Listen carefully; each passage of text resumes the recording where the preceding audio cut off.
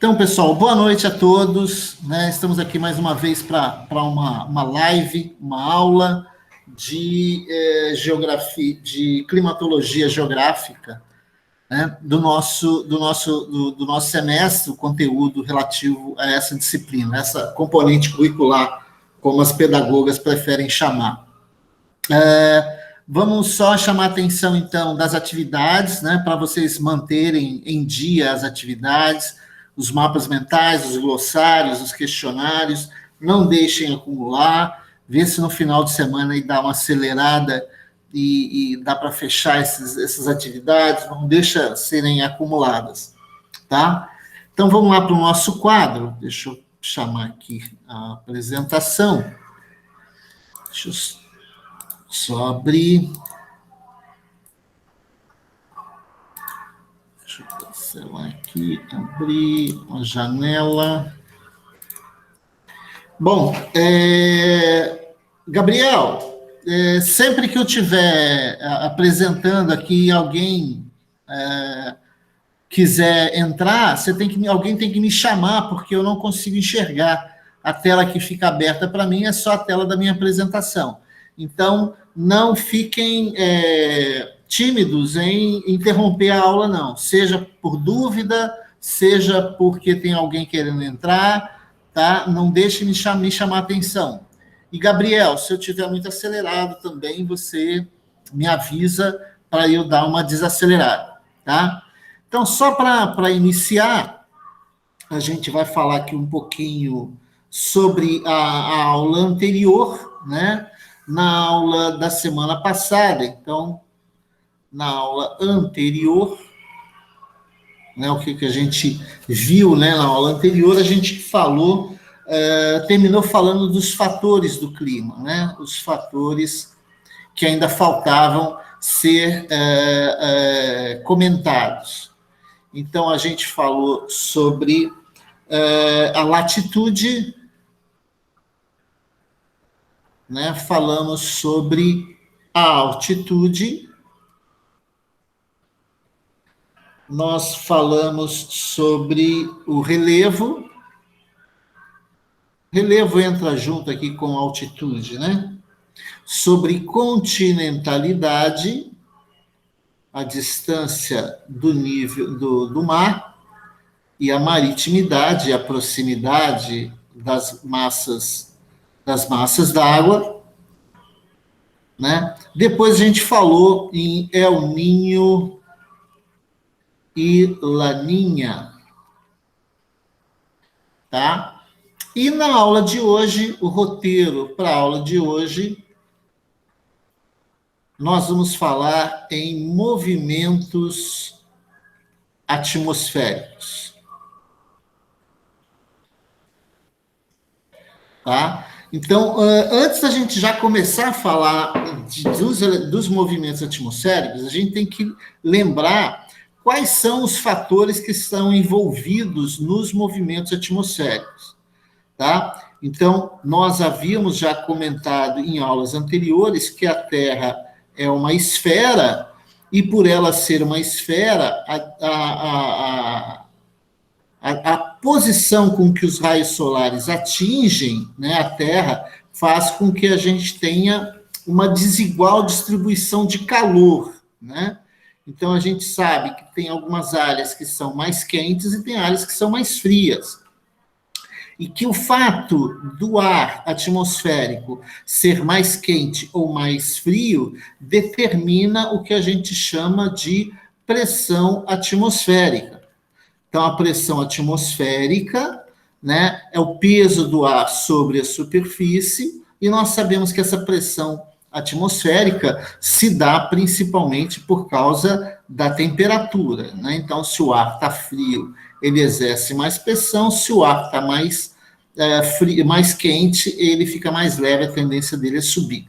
Então, esses conceitos, né, de temperatura e de pressão atmosférica, eles são muito importantes para a gente entender os movimentos atmosféricos, entender como é que os movimentos atmosféricos ocorrem. Então, vamos lá para a nossa primeira parte, então, o que eu já comentei, né? Os assuntos que nós vimos na aula passada são, então, latitude, altitude, maritimidade, continentalidade, El Niño e Laninha. E na aula de hoje a gente vai falar sobre movimentos atmosféricos, circulação geral da atmosfera, ventos, ventos periódicos e ventos locais. Então, basicamente, o nosso conteúdo da aula de hoje é esse aí, tá?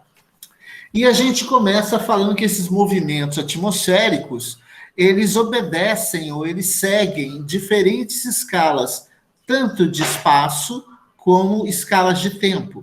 Então, quando eu falo de escala de tempo, vai desde escalas extremamente pequenas, né, a nível local, regional, até espaços que significam grandes extensões de terra no planeta que sofrem influência desses movimentos atmosféricos. E com relação ao tempo, você tem desde movimentos atmosféricos extremamente rápidos, né, de curta duração, como são o caso dos furacões, né, dos tornados, né?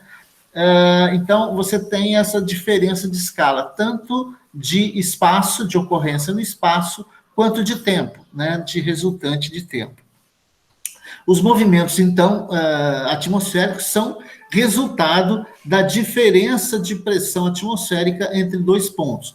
Então, sempre que você tiver maior pressão atmosférica num lugar e menor pressão atmosférica em outro lugar, você vai ter sempre que o ar vai se deslocar de uma região de alta pressão atmosférica para uma região de baixa pressão atmosférica. Então, essa circulação, ela se dá pela diferença de pressão entre dois pontos, tá?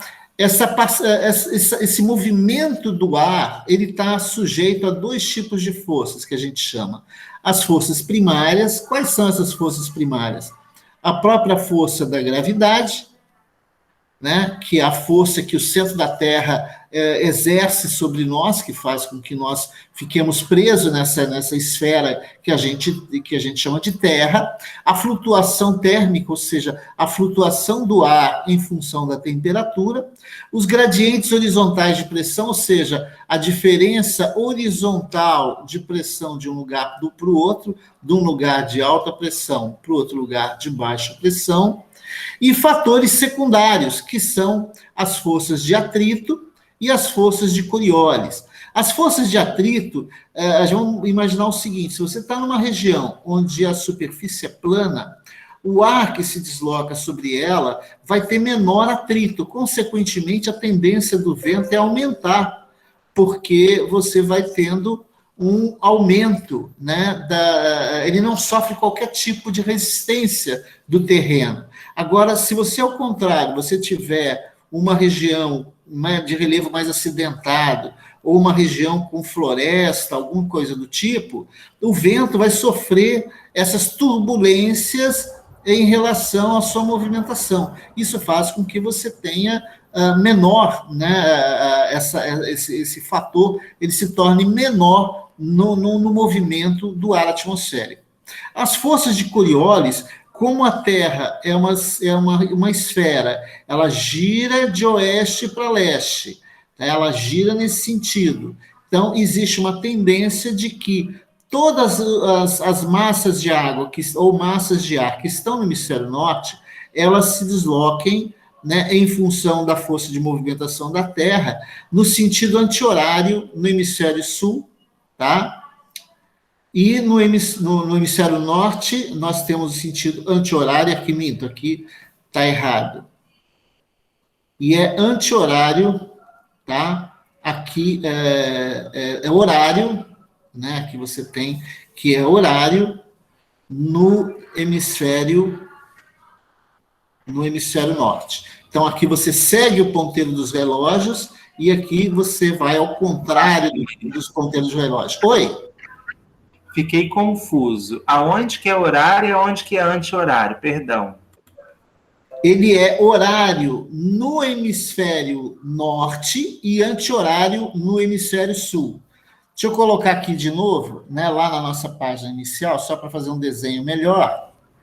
Deixa eu apagar. Obrigado. Aqui. Deixa eu colocar aqui, deixa eu zerar isso aqui, apagar. Então, você imagina o nosso lindo planeta azul, essa enorme esfera, e ela está girando nesse sentido, tá? De oeste para leste. Então, ela está nesse movimento. Você tem a linha do Equador passando por aqui. Tá? Então, em função desse movimento de rotação, a Terra está girando nesse sentido, fazendo essa rotação, você que tem que todas as massas, né, de água e as massas de ar, elas se movimentam em função dessa situação. Então, eu tenho que aqui, no hemisfério norte, tudo se desloca no sentido do ponteiro dos relógios. Então, aqui segue o sentido horário. E aqui no hemisfério norte, no hemisfério sul, você tem que segue o sentido inverso ao ponteiro dos relógios. Então, aqui você tem isso de forma anti-horária. Tá? Então, basicamente, são essas forças que atuam sobre as massas menos densas, como o ar e a água, elas se movimentam nesse sentido por causa dessa força de Coriolis que atua, né, então chama de força de Coriolis, que atua em virtude do movimento de rotação da Terra. Então, a tendência é tudo se deslocar nesse sentido. Então, por exemplo, se você pegar os furacões aqui no hemisfério norte, eles todos estão se movimentando sempre nesse sentido. Se você tiver ciclones aqui no hemisfério sul, eles vão girar no sentido contrário. Tá? Tem um desenho dos Simpsons que o Bart Simpson, para provar que isso tentando provar que era mentira, ele liga para um garoto, ele está nos Estados Unidos, que é aqui no hemisfério norte, liga para um garoto aqui na Austrália, né, e pede para o menino dar descarga no vaso sanitário. E aí o menino fala assim, não, a água está se movimentando no sentido inverso. Né? Só que isso faz uma ligação demorada demais, aí o filme o desenho fala sobre essa diferença, né, de movimentação, mas é uma crítica ao preço da ligação telefônica. Basicamente, é isso que trata a apresentação. Então, pessoal, nós vimos que esses movimentos atmosféricos, então, estão sujeitos, né, às chamadas forças primárias, né? Então, entre as forças primárias, a primeira é a gravidade, a segunda, não sei se aqui a gente falou sobre ela, deixa eu ver aqui. Né, a primeira já aparece aqui, que eu não falei. É a atração gravitacional, é o peso, né? A atração gravitacional, que é a força exercida pelo núcleo terrestre. Então, aqui no centro da Terra, a gente tem um núcleo, esse núcleo de ferro é o que nos prende à superfície, né? É o que nos prende à superfície, é essa força gravitacional que atua sobre tudo. Então, qualquer coisa que a gente jogar para cima, a tendência vai ser descer em direção ao núcleo terrestre. Então, essa força gravitacional é a primeira força primária que a gente tem atuando sobre os movimentos atmosféricos. Então, existe, em primeiro lugar, a força da gravidade. E depois, a segunda é a força, né, da flutuação a flutuação térmica, que é a variação da pressão atmosférica local, né, que ela será aditiva quando a superfície for mais fria e ela vai ser subtrativa quando a superfície estiver aquecida. Então, em superfícies, se o ar que está sobre a superfície, ele está quente, então você tem aqui o ar quente, né, essa flutuação térmica vai fazer com que o ar, né, seja subtrativo, né, o ar vai estar em ascensão. E você tem a aditiva, quando você tem o ar frio, mais denso, então a tendência dele é de fazer maior pressão atmosférica. Então você vai ter alta pressão atmosférica aqui e baixa pressão atmosférica aqui. Então, primeira força primária, gravidade. Segunda força primária, a flutuação térmica. A flutuação térmica é resultante do calor né, ou da ausência de calor sobre a superfície. Então, onde o ar está aquecendo, né, ele está descendo, né, onde o ar está esfriando, ele se esfria, na medida que ele vai esfriando, ele vai subindo, né? Ele vai descendo, né? Ele esfria, ele desce. Quando ele chega em desce, na parte de baixo ele aquece. Ao aquecer, ele sobe novamente e resfria nas partes mais altas. Lembrando daquela máxima: quanto maior a altitude, menor temperatura. Pode falar. Você pode repetir, por favor, essa última parte? Tá? Então, vamos voltar lá na nossa... Onde ela desce e sobe, me desculpa. Tranquilo, vamos voltar aqui. Então, vamos imaginar aqui uma superfície, tá? E você tem o ar aqui em cima, o ar quente. Então, aqui você tem o ar quente. Então, esse ar quente que está aqui, a tendência dele é dele subir. Só que à medida que ele sobe, a gente já viu em aulas anteriores que quanto maior a altitude, menor temperatura. Então, à medida que ele vai aquecendo e subindo, ele vai chegando nas áreas mais altas, ele começa a resfriar. E aí, ao resfriar, ele começa a ficar mais pesado e ele vai começar a descer. E à medida que ele desce, ele vai chegar próximo à superfície, ele vai novamente aquecer, tá? E aí vai dar início a esse processo novamente. Então, sempre o ar quente subindo, mas à medida que ele sobe, ele resfria, e quando ele resfria, depois ele desce, e sempre que ele desce, à medida que ele desce, ele esquenta e vai depois subir novamente. Então, essa, basicamente, é o que a gente chama de flutuação térmica resultante do processo de ser aditivo ou subtrativo. Então, subtrativo, quando o ar, né, subtrativo, quando o ar está subindo, tá, subtrativo, e aditivo, quando está frio, que está aumentando a pressão sobre a superfície. A força do gradiente de pressão horizontal, gradiente horizontal. Sempre que vocês ouvirem a palavra gradiente, pessoal, é diferença, tá? Então, diferença é gradiente, né? Amplitude também é diferença. Amplitude térmica, por exemplo, né? Hoje, durante o dia, durante a noite, chegou a 14 graus, e aí, Celsius. À noite caiu, durante o dia chegou a 20 graus Celsius. Quanto é que deu de amplitude térmica? Qual foi o gradiente de temperatura? Foi 6 graus Celsius. Então, gradiente e amplitude quer dizer a mesma coisa, é diferença.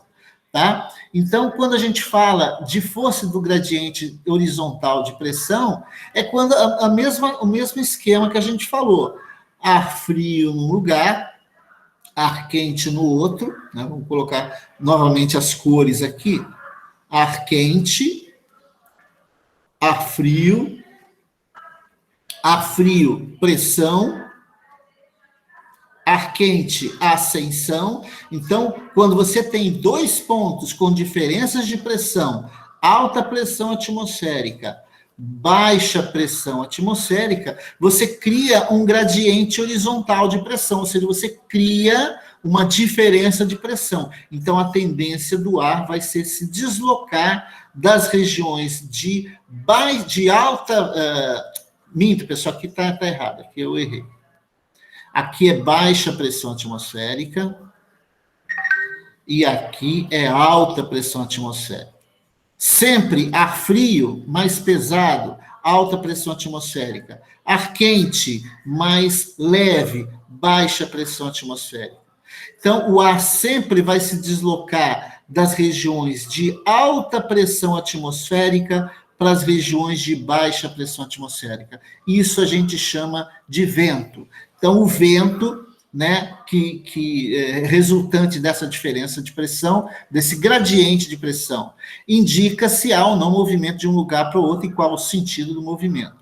Tá? Então, sempre que quando você tem né, o ar em movimento, ele vai estar se deslocando de uma região de alta pressão atmosférica e outra de baixa, para uma de baixa pressão atmosférica. Então, só voltando, então, às nossas forças primárias, né? Primárias porque são o quê? Porque são as primeiras, né? Então, a gente viu que tem a gravidade, depois da gravidade, a flutuação térmica. Depois da flutuação térmica foi o quê? Alguém me fala aí.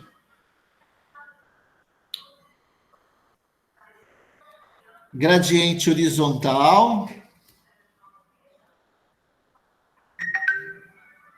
Flutuação térmica. Né? E gradiente horizontal. Então, você tem essas três forças primárias aqui. As forças secundárias, ou seja, são aquelas que vêm depois, tá? A primeira delas é o atrito. Tá? Então, o atrito é resultante do tipo de superfície que o vento está passando.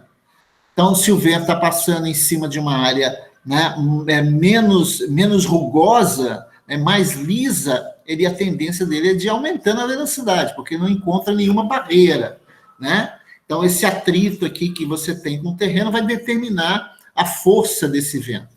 E o segundo movimento é o movimento de Coriolis, resultante da força de Coriolis. Então, são as forças primárias e as forças secundárias. Então, se eu colocasse na prova, cite e exemplifique as três forças primárias que atuam na movimentação da atmosfera. Então, você citaria, a primeira força primária é a gravidade, resultante da atração do núcleo terrestre sobre a superfície, né? A flutuação térmica, resultante da variação de temperatura do ar atmosférico. Se o ar está quente, ele sobe, se o ar está frio, ele desce. E o gradiente horizontal de pressão, que é a diferença de pressão entre dois locais, um de alta pressão, outro de baixa pressão, o ar sempre se deslocando das regiões de alta pressão para as regiões de baixa pressão, ou seja, das áreas frias para as áreas quentes.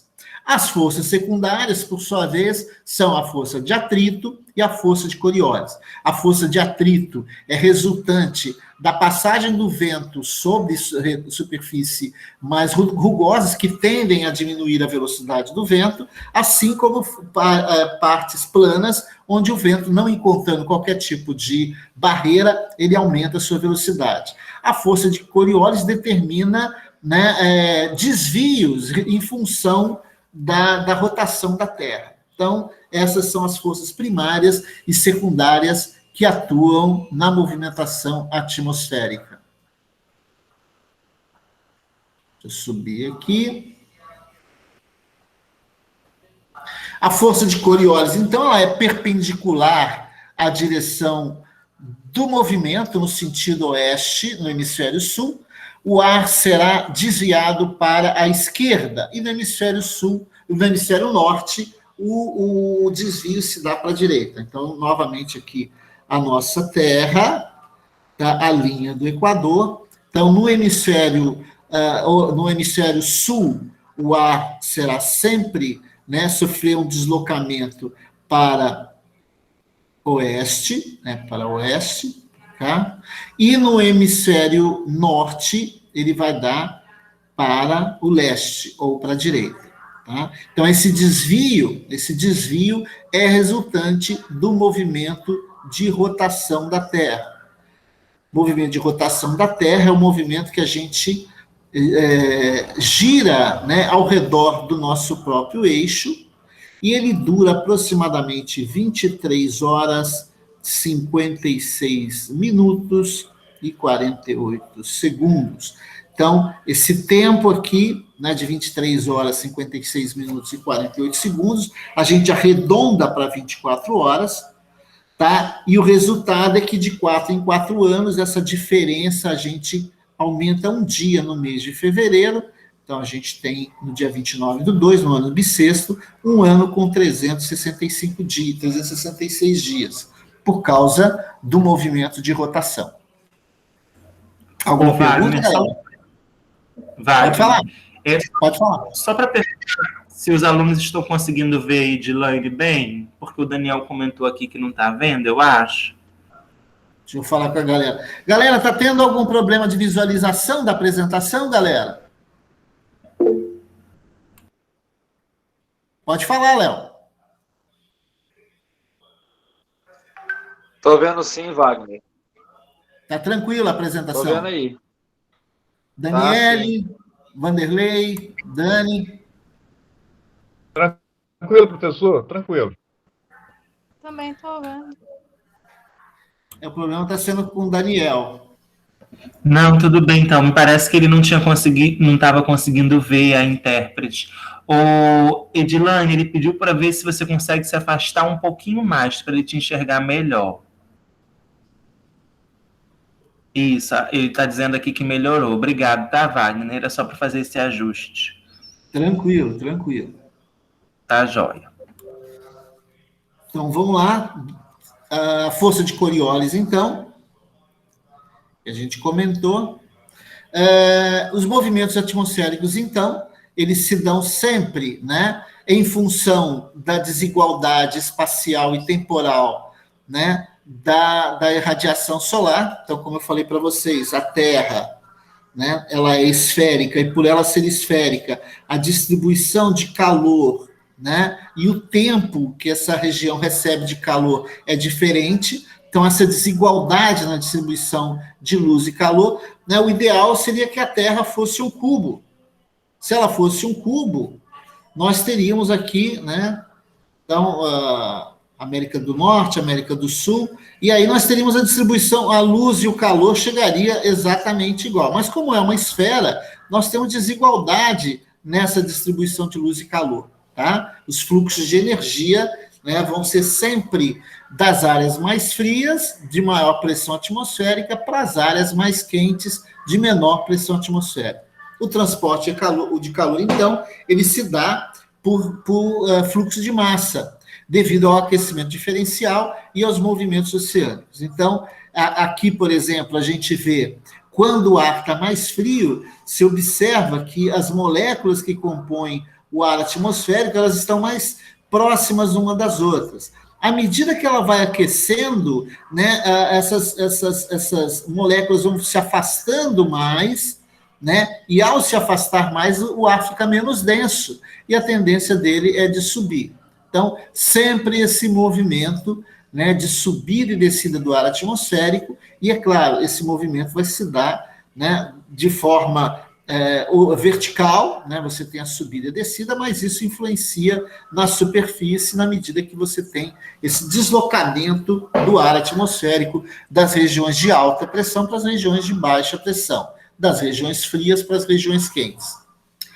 Isso cria o que a gente chama de células de circulação, né, do ar atmosférico. Né? Aqui, tanto no hemisfério norte como no hemisfério sul, a gente tem o que a gente chama de células. Né? Esses caras que são dados os nomes, célula de Hadley, força de Coriolis, célula de Ferrel, eles são em homenagem aos caras que, né, primeiro discutiram, pensaram e pesquisaram, né, a circulação do ar atmosférico. Então, o Hadley, aqui lá no século XVIII, em 1785, foi o primeiro cara a fazer um ensaio, né, descrever essa circulação atmosférica. E ele definiu que haviam células, né, de movimentação, sempre, né, das áreas. Você vê que aqui a linha do Equador, né, a linha que divide aqui a Terra, né, mais quente, mais aquecida, então, né, aqui o ar, né, recebe o ar que vem das regiões subtropicais, quando chega aqui ele sobe, resfria e retorna. Então, isso aqui é uma célula aqui e uma célula aqui. Então, o ar sempre se movimentando nesse sentido aqui. Isso aqui verticalmente e horizontalmente. Tá? A força, né, a força de Coriolis faz com que isso crie um desvio. Esse desvio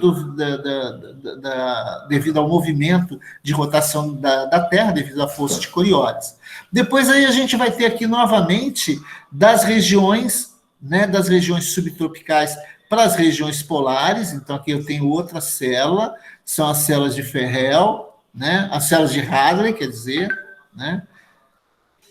E depois você tem aqui nas áreas polares também essa movimentação das áreas muito frias para as áreas menos frias. Então, essas células de movimentação do ar atmosférico é que, por exemplo, é responsável, por exemplo, se você imaginar nessas regiões equatoriais, você vai ter muita floresta, né? Florestas tropicais, florestas equatoriais, que se caracterizam por serem muito verdes, né? Tem muito. Por quê? Porque chove bastante nessas áreas. Então, você tem que essas áreas são muito úmidas, né? Por receberem justamente, né, o ar, né, que vem carregado de umidade, e quando ele chega aqui na região equatorial, o ar sobe, e na medida que ele sobe, ele vai resfriando e ele vai precipitando na forma de chuva. E nas áreas onde você tem, né, essa saída das massas de ar, são áreas que são mais secas, porque elas recebem um ar frio e seco que vem das regiões mais altas da atmosfera. Então, aí você tem o nome dessas células em homenagem, por exemplo, ao Hadley, que são essas células das regiões tropicais para as regiões subtropicais. Depois você tem as células de Ferrel, que foi um cara no século XIX que já escreveu mais sobre essas células de circulação, e o Coriolis, que foi o cara que estabeleceu essa força, essa fórmula matemática para essa força defletora do movimento de rotação da Terra em função, né, e a sua implicância, né, no movimentos atmosféricos. Inclusive nos movimentos também. Oi? Eu tenho uma dúvida aqui sobre a formação dos grandes tornados, dos ciclones.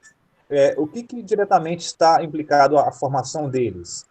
Seria o movimento da Terra, de rotação, dessa mudança? Você, na realidade, você tem influência de tudo, né? De tudo que você imaginar. Mas é principal. Por que no Brasil não ocorre tanto isso, né? Porque a gente tem alguns ciclones tropicais aqui, mas são muito restritos à região sul, Santa Catarina, ali aquela região. No caso, se você for observar, a maioria deles vão ocorrer ali no Caribe, né, nos Estados Unidos, ali no litoral do Caribe, ali no Golfo do México, aquela região, Cuba, República Dominicana, Flórida, né, Carolina do Sul, aqueles estados mais ao sul dos Estados Unidos. Ali você tem, durante o verão, você tem águas extremamente aquecidas, então você tem uma intensa evaporação, né, formação de nuvens, uma formação de nuvens carregadas de umidade, e associado a isso você tem o próprio movimento de rotação da Terra, que vai dar início a esse processo de movimentação. Então, geralmente está associado, né, a aquecimento da superfície dos oceanos. No hemisfério sul, eles ocorrem muito ali na região das Filipinas, da China, naquela região ali onde você tem também águas muito aquecidas. Então, sempre tem a ver com superfícies oceânicas muito quentes, tá? Para que você tenha uma intensa evaporação e, consequentemente, os furacões. Na aula da semana que vem, a gente vai falar especificamente sobre furacões e tufões. Tá? Não queria adiantar muito, não, mas basicamente é isso.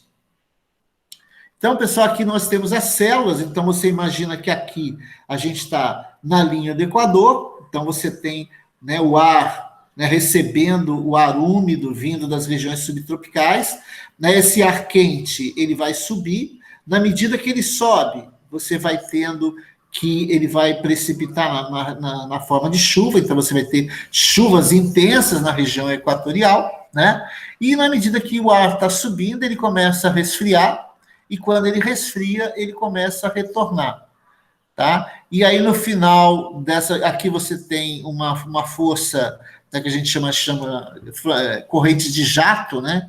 Que, de uma forma ou de outra, ela força esse ar frio a descer, né? Então, esse ar frio desce, e aí, novamente, ele continua o seu processo. Então, você vai tendo esse movimento, né, vertical e horizontal, né, das regiões subtropicais para as regiões equatoriais, e sempre das regiões de baixa pressão subindo para as regiões de alta pressão descendo. Geralmente, se você observar, na região de 30 graus norte ou 30 graus sul, tanto faz, você vai observar que a maioria dos desertos ocorre nessas regiões.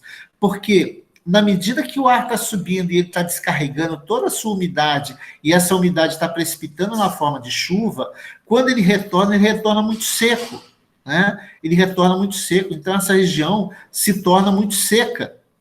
Tá? E aí você vai ter a formação de deserto. Então, se você pegar o deserto do Kalahari, né, na África, os desertos lá da Namíbia, na África, o grande deserto australiano no centro da Austrália, né? Se você pegar no hemisfério norte, também você vai ter o deserto de Gobi. Então, justamente, né, o deserto do Saara estão localizados nessas regiões que são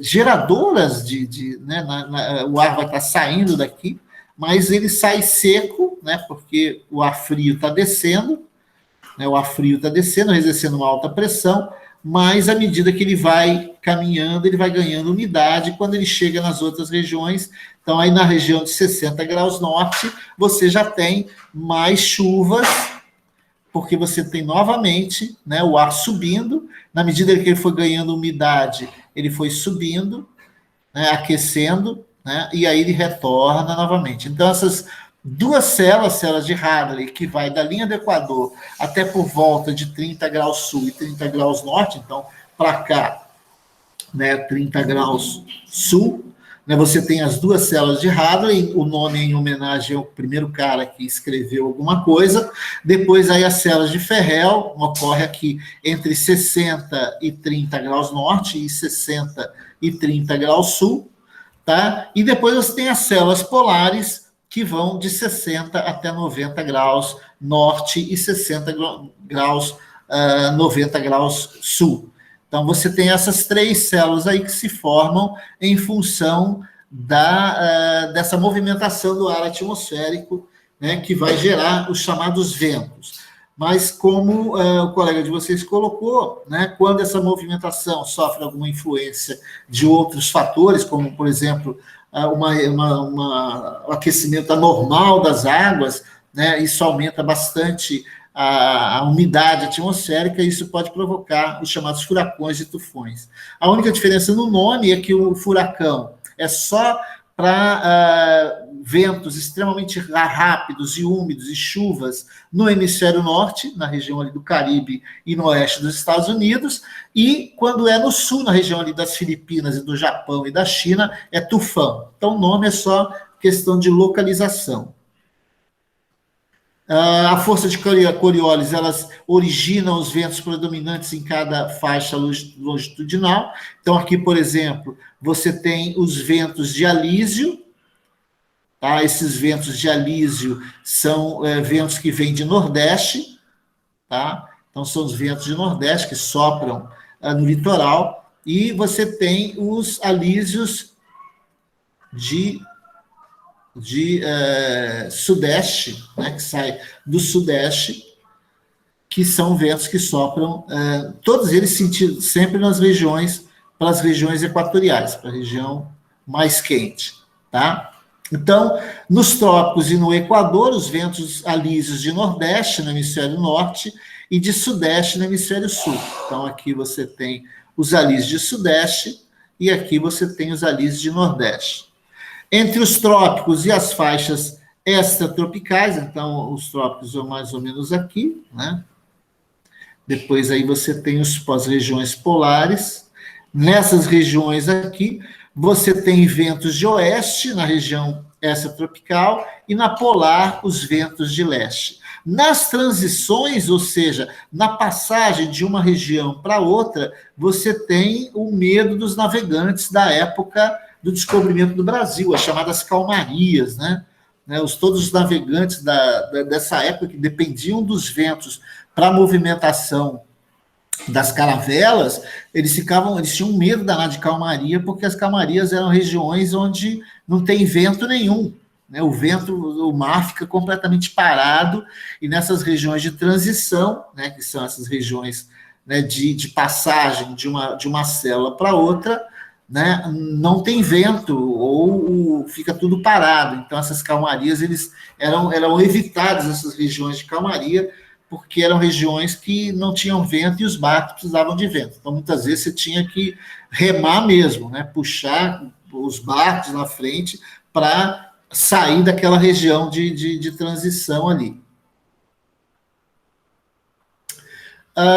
A chamada zona de convergência intertropical, então, é justamente essa região, né, entre, né, os trópicos, o trópico de Câncer e o trópico de Capricórnio. Então, essa zona de convergência intertropical é que, para ela, convergem todos esses ventos que trazem umidade para essa região. Tá? Então, na faixa equatorial, os ventos alisos nos dois hemisférios convergem, ou seja, convergem é porque vão num determinado sentido, né, criando as chamadas ZCITs, né, chamadas zonas de convergência intertropical, então, ou em inglês ITCZ. Entre 60 graus de latitude norte ou sul, enquanto os ventos de leste com os ventos de oeste criam as chamadas zonas de convergência extratropical. Então, essa região aqui, você tem a zona de convergência intertropical, e nas duas, para cima e para baixo, você tem a zona de convergência extratropical aqui em cima e zona de convergência extratropical aqui embaixo. Então, essa zona de convergência é para onde os ventos se deslocam, tá? Então, convergem. Sempre que você falar em linha de convergente, é porque ela vai sempre na mesma direção. E divergente quando ela sai. Tá? É só lembrar das aulas de geologia geral, né, quando você tem as chamadas placas tectônicas, né, e você lembra que as placas tectônicas, elas se chocam em alguns pontos, né, em alguns limites, onde você tem esses choques, você tem a chamada subducção, então você tem uma placa que mergulha sobre a outra, né, formando, no caso, os Andes, tá? Então você tem aqui uma convergência e você tem zonas de divergência, placas divergentes, limites divergentes, onde as placas estão se afastando. E aí, nessas regiões, você tem a criação de cadeias meso-oceânicas, ou seja, você tem material do manto, né, chegando até a superfície, mas geralmente, né, no caso que é mais conhecida, que é aqui no meio do Oceano Atlântico. Tá? Então, convergente quando elas vão para um único ponto e divergente quando elas saem. Então, essa zona de convergência intertropical é essa região que está localizada entre os dois trópicos. Além desses ventos, a gente pode dizer, pessoal, que esses ventos todos que eu falei aí, né, os alísios de nordeste, os alísios de sudeste, os ventos de oeste, os ventos de leste, eles são todos ventos de escala continental, ou seja, eles ocorrem no mundo todo. Então, são áreas bem específicas. Mas a gente tem também alguns ventos que são ventos locais, né? São ventos locais. Alguns, inclusive, recebem nomes diferenciados, né? São ventos periódicos, né? Ocorrem apenas em algumas épocas do ano. Por exemplo, na África, tem um vento que sopra do Saara para a Europa, que é o chamado Simoon, é um vento seco e quente, né? Na região nordeste do Brasil, eles chamam de Aracati, que é um vento que sopra, né, principalmente no interior do estado, né, que torna as noites um pouquinho mais suaves, né, menos quentes, né? A gente tem, por exemplo, que é importante para a pesca, por exemplo, no Nordeste, os jangadeiros, né, as jangadas que partem de madrugada para pescar, elas aproveitam as chamadas brisas marítimas e as brisas continentais. Então, se você tem uma situação, né, você tem uma área continental, né, e você tem aqui o oceano. Durante o dia, então você está aqui durante o dia, né, o sol aqui aquecendo a superfície, a água ela demora mais para aquecer do que o continente. Então, o continente aquece mais rápido, a água demora a aquecer. Então, aqui, em cima do continente, se forma uma bolsa de ar quente, portanto, de baixa pressão atmosférica. Então, o ar aqui vai estar subindo. Como em cima do oceano a água demora para aquecer, aqui permanece o ar frio. O ar frio, você vai ter uma região de alta pressão atmosférica. Consequentemente, durante o dia, o vento sopra do oceano para o continente. Então, os ventos é a chamada brisa marinha, é a brisa que vem do oceano, tá? Quem já esteve na praia ali em Guriri por volta das 3, 4 horas da tarde sabe do que eu estou falando. O vento, você quase não consegue mais segurar, né, o guarda-sol, né? E é assim que os navegantes que saem com a jangada de manhã, eles retornam, né, durante o final da tarde. Durante a noite, essa situação ela se inverte. Então, você tem a mesma condição, oceano e parte continental, só que agora, em cima do oceano, durante a noite, você vai ter uma situação que a água que demorou, né, um tempão para aquecer, à noite ela começa a ficar quentinha. Quem já tomou banho de praia à noite já percebeu que a água é um pouco mais aquecida. Então, o ar que se forma em cima do oceano, ele é mais quente. Então, aqui você tem uma região de baixa pressão atmosférica. O ar aqui está subindo. O ar está subindo, porque está quente agora, o ar em cima do oceano. E o continente resfria mais rápido. Se durante o dia ele aqueceu mais rápido, durante a noite ele resfria mais rápido. Portanto, o ar frio vai exercer uma alta pressão atmosférica. E aí, durante a noite, você tem, né, o vento soprando do continente para o oceano. É a chamada brisa continental. Essa brisa continental é que faz com que os jangadeiros saiam de madrugada nas suas jangadas. Então, eles aproveitam o vento soprando do continente para o mar para irem com as suas jangadas. Então, eles saem 3, 4 horas da manhã, ou até mais cedo que isso, vão para o mar, passam a manhã toda pescando, né, armando suas pescarias e pescando, e aí, no final do dia, eles retornam para o continente, porque o vento vai estar soprando no sentido inverso.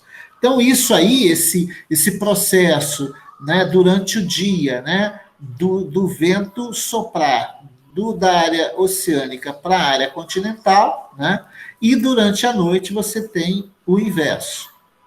Tá? Então, as brisas marinhas e terrestres são circulações que ocorrem devido à diferença de temperatura e, consequentemente, de pressão entre o continente e o oceano, exclusivamente numa escala temporal diária. Isso aqui é de dia e noite, é só de um dia, de uma noite. Existem também os chamados ventos de vale, né, as chamadas brisas de vale e as brisas de montanha. O sentido é praticamente o mesmo. Durante o dia, o ar, né, o ar que se aquece, né, vai subir, e aí ele retorna para o centro do vale um ar mais frio, uma brisa mais fria. Então, o vento está soprando durante o dia do vale para a montanha. À noite, inverte. O vento frio, né, ele se desloca agora da montanha para o vale. Então, à noite, os vales são mais frescos, né? Durante o dia, o vale é mais quente. Então, no alto da montanha está mais fresco e na base aqui da montanha está mais quente. À noite, inverte, tá? Então, esse aquecimento diferencial entre o vale, o fundo do vale, então você tem uma montanha e você tem o vale aqui embaixo e a outra montanha do outro lado. Então, isso aqui é o que a gente chama de vale, área no fundo entre duas montanhas. Então, você tem aqui novamente um vento de uma escala diária, variação de um dia e uma noite. Então, você tem essa circulação atmosférica. As encostas que estão inclinadas e estreitas dos vales são aquecidas pelo Sol de forma mais intensa do que a superfície livre aqui do vale. consequentemente, você vai ter esse aquecimento diferencial. Os ventos periódicos de brisa de vale durante o dia e a brisa de montanha durante a noite. Então, essa é a diferença, mas sempre é o mesmo movimento. A área que se aquece mais rápida, né? O ar está subindo, então ela cria um diferencial de pressão. Oi? Pode falar. Você tem como voltar um pouco? Foi rápido demais aí nesse final. Onde você está falando da brisa. Então, vamos voltar lá na nossa página inicial.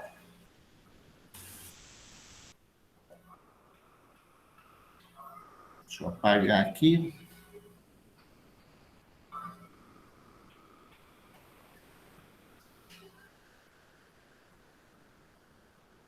Então, você pega uma área de montanha e um vale. Uma área de montanha. Então, aqui você tem o vale,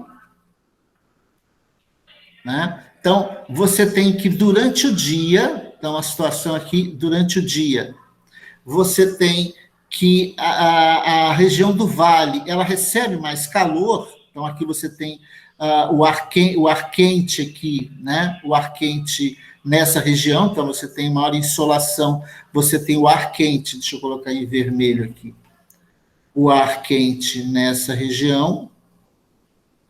Não, minto, aqui você vai ter o contrário, né? Você vai ter essa área aqui, né? As áreas de face aqui aquecem, né? O ar está subindo, o ar frio aqui de baixo, então cria um movimento de uma brisa de vale, a brisa de montanha. Então, aqui você tem a brisa de montanha, o vento, né, subir nesse sentido. Durante a noite, você tem um movimento inverso, tá? Você tem, né, é sempre por diferença de pressão. Então, você pensa de dia, onde é que está a pressão alta?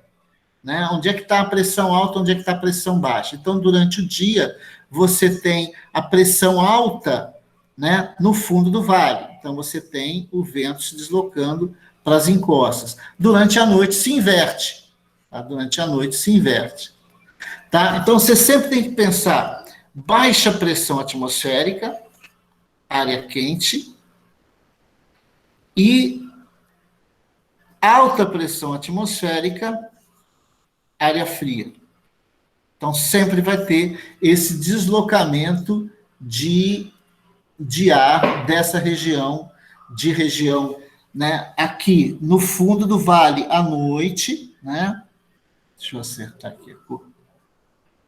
Aqui, durante numa estação de noite, o ar quente subindo, tá? E ele desce frio pelas encostas. Durante o dia, você tem, né, a região do vale mais quente, o ar subindo pela encosta e descendo mais frio para o vale. Então, você tem aqui na região, durante o dia, o fundo do vale. A região do vale é uma região de baixa pressão atmosférica e durante a noite é uma região de alta pressão atmosférica. Tá? Então, o fundo do vale, durante o dia, é uma região de baixa pressão atmosférica, portanto, né, por ser de baixa pressão atmosférica, ela vai receber esses ventos frios que vêm do alto, e durante a noite você tem uma situação inversa, devido à alta pressão atmosférica, o vento vai soprar em direção às encostas. Tá? Então, basicamente, essa é a diferença. As monções, tá? As monções, acho que alguém até perguntou numa aula anterior sobre as monções. Então, as monções, a palavra monção, ela foi usada a primeira vez pelos navegadores portugueses, né? Para quem não sabe, os portugueses foram os primeiros a terem, não colônias, mas a terem entrepostos comerciais com os indianos, né, nessa região. Então, eles viajavam muito para cá e dependiam de conhecer, né, os ventos da região para poder se movimentar, saber a época de sair e a época de chegar. Então, eles deram o nome de monção para determinar esses ventos sazonais. O que é sazonal? Porque ele depende de uma determinada estação do ano. Tá? Então, por exemplo, quando a gente fala que uma fruta que só corre numa época do ano, por exemplo, manga, a gente fala que a manga é uma fruta sazonal, assim como tem a época do tomate e tal. Hoje a gente consegue até produzir em qualquer época do ano, mas se você depender só da natureza, tem frutas que só ocorrem numa estação do ano, que eram decisivos para a saída das expedições marítimas de Lisboa para o Oriente, para ir buscar as especiarias, né, a pimenta do reino e os demais produtos que eram comercializados com a Índia, com a região lá, as regiões orientais. Então, essas monções varia muito em função do que a gente chama de monção de inverno e monção de verão. Tá? Então, se você pegar novamente lá, usando o nosso mapa mundi, você vai pegar a linha do Equador, né, e você vai observar que a região do Oceano Índico, né, você vai pegar aqui, você tem mais ou menos aqui, você tem a Índia e você tem o Sudeste Asiático aqui. Então, você tem uma região aqui onde você tem muito continente aqui em cima e mar aqui embaixo. E a gente sabe que continente e mar, eles aqui têm um aquecimento diferencial. Um demora mais para aquecer e demora mais para resfriar, e o outro aquece rapidinho e resfria rapidinho. O continente aquece muito rápido e resfria muito rápido, o mar demora para aquecer e demora para resfriar. Então, quando a gente fala, né, das monções que ocorrem, né, especificamente nessa região do Sudeste Asiático, ali na Índia, você tem que, durante o inverno, tá? Durante o inverno no hemisfério norte, então você tem aqui inverno no hemisfério norte, verão no hemisfério sul. Então, se você tem inverno no hemisfério norte, você tem alta pressão atmosférica no hemisfério norte, e você tem baixa pressão atmosférica no hemisfério sul. Para onde é que os ventos vão soprar? Eles vão soprar para o sul.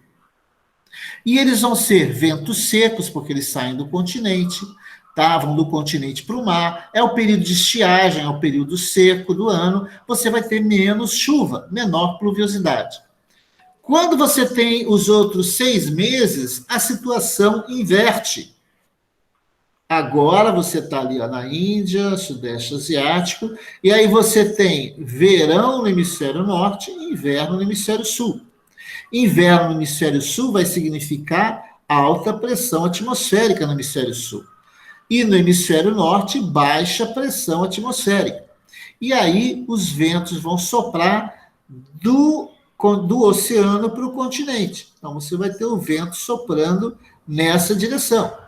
E aí você vai ter ventos úmidos do mar para o continente, período de intensa pluviosidade, né? 80% das chuvas vão se concentrar nesses 6 meses e vai ser a base para o cultivo de arroz na região. O arroz precisa ser alagado, então eles esperam as monções para alagar as áreas, né? E aí planta o arroz durante o período das monções para colher durante o período seco, na medida em que vai secando, e aí eles vão fazendo a colheita de arroz. Então, monções são esses ventos, né, locais, que é muito específico dessa região da Ásia, que ocorrem aí em função dessa diferença de pressão. Então, a gente tem aqui no outro desenho, que é mais ou menos isso. Então, no inverno, você tem as altas pressões atmosféricas das regiões de inverno no hemisfério sul, o vento soprando nessa direção, o vento seco, né, período de estiagem, e aí você tem, e aqui, baixa pressão atmosférica.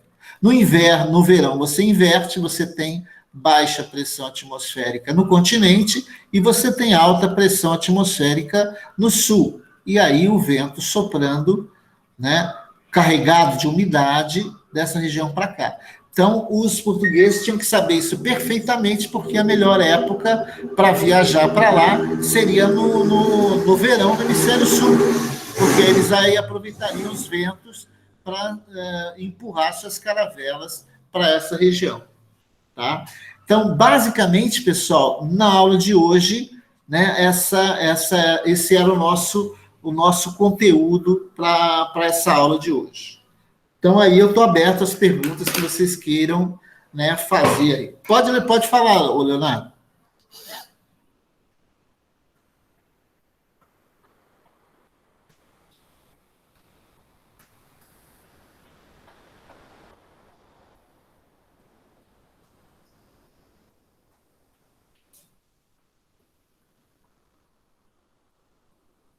Tem pergunta, Leonardo?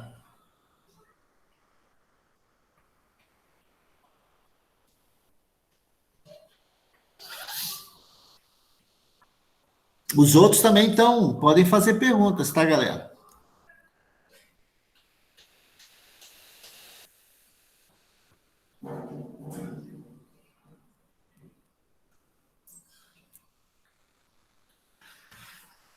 Daniel, não fala mal da Samela, não.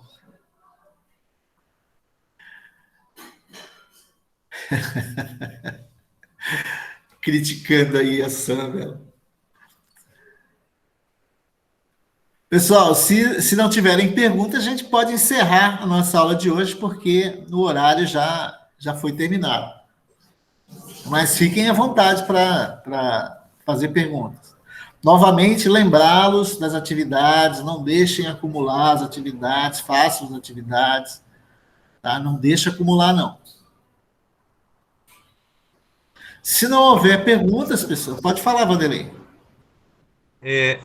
Eu estava aguardando alguém perguntar, mas como ninguém perguntou, eu tenho dúvida com a força de Coriolis.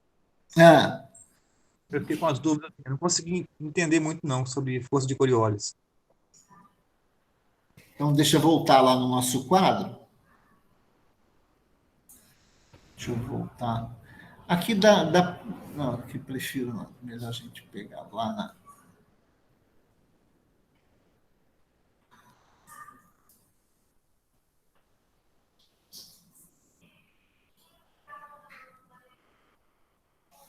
Então, Valdemar, você imagina aqui o nosso planeta e a linha do Equador.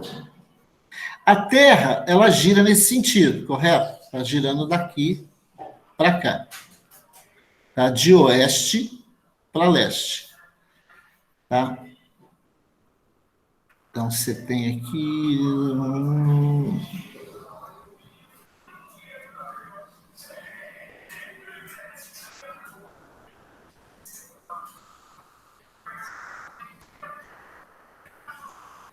Professor, o senhor não está compartilhando a tela, não.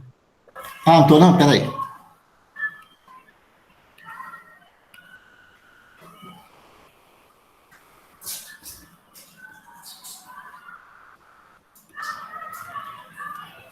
Pronto. Tá vendo aí? Então, a Terra, ela está girando aqui de oeste para leste. Está fazendo essa rotação aqui.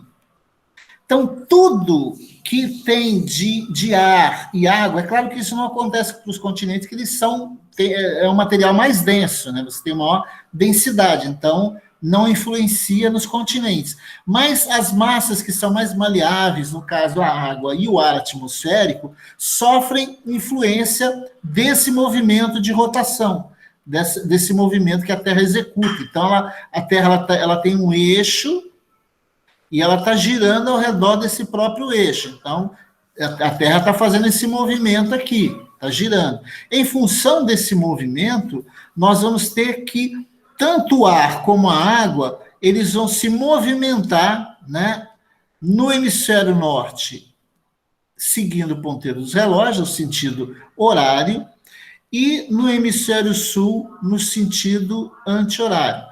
Então, a água e o ar atmosférico, eles vão sofrer, né, um desvio, né? Nesse caso aqui, o desvio vai ser, no hemisfério sul, vai ser para oeste, e aqui o desvio vai ser para leste, tá? Por causa desse giro, né, que ocorre aqui e aqui.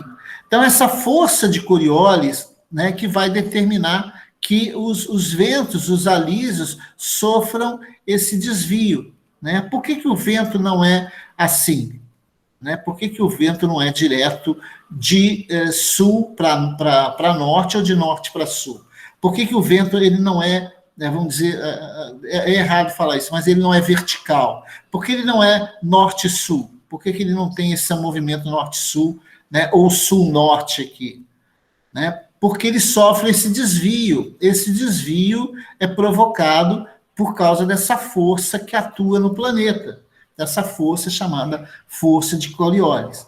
Tá? Ela pode ser determinada matematicamente, mas eu não me atrevo nem a ver a fórmula para fazer esse cálculo, para entender, né, matematicamente. Né? Mas é importante que a gente entenda que esse desvio que os ventos sopram, né, esses alísios de nordeste no hemisfério norte e de sudeste no hemisfério sul, esse desvio é ocasionado por causa desse movimento, por causa dessa força, né, que é aplicada sobre as águas e sobre o ar atmosférico, que provoca, né, esse desvio. Esse desvio é resultado dessa força, chamada força de Coriolis. O nome Coriolis é em homenagem ao cara que primeiro estudou isso lá no século XVIII, em 1736. Tá? Deu para entender melhor, Valdemar? Agora está começando a refrescar aqui, está melhorando. Deu para dar uma melhorada aí. Mas, se você quiser, deixa até alguns trabalhos aqui sobre força de Coriolis. Tem alguns vídeos até bem interessantes para a gente entender, né, melhor como se dá essa movimentação das águas e do ar atmosférico em função da força de Coriolis. Ô, professor. Oi. Eu quero te agradecer porque na última aula o senhor me respondeu uma questão que eu estava muito assim, em dúvida sobre latitude e longitude, e eu fiquei muito feliz porque eu aprendi uma situação que eu estava com dificuldade de entender. Você quer que fale novamente, não? Não, só estou te agradecendo por ter me dado a explicação. Ah, beleza, tranquilo. Eu estou aqui para isso mesmo, para vocês me cobrarem, tá?